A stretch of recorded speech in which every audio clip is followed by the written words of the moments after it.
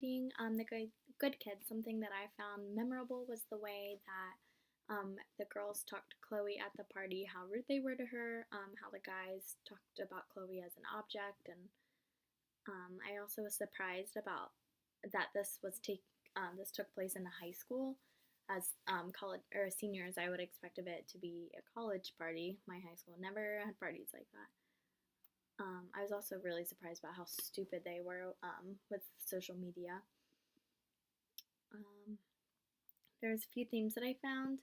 One theme was never assume that it could never happen to you. In the play, Madison Amber talked about how they would never be so stupid to wear something like that, and it was pretty much just asking for it. Another theme was rape is no big deal. The play talks about how everyone is involved in the rape would just still move on with their lives if nothing happened, whereas Chloe would be living with that for the rest of her life inside of her. Also, another theme is just to be careful with social media. You never know who's looking at your social media. Also, you may delete something, but you can still get it from somewhere. It's still attainable, regardless. Um, Even once they deleted it, DRJ was able to get it back and show them that it's not disappeared forever.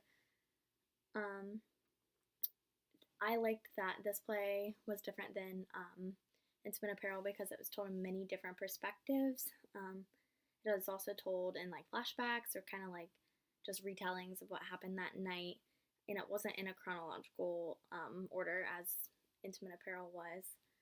This made you think in everybody's different point of view. It also made you feel like you were trying to figure out what had happened too, as the kids were. It wasn't just a retelling of the story. Gender and sexuality were also depicted in this play. One example is the girl saying that Chloe shouldn't wear that unless she was asking for it, which we all know that nobody's actually asking for what happened to Chloe. This also depicts that high school guys depict girls as objects and they treat them as a game. In the play, Ty says, "How much you want to bet I can hit that?" So that's an example of a stereotype that they're setting for boys.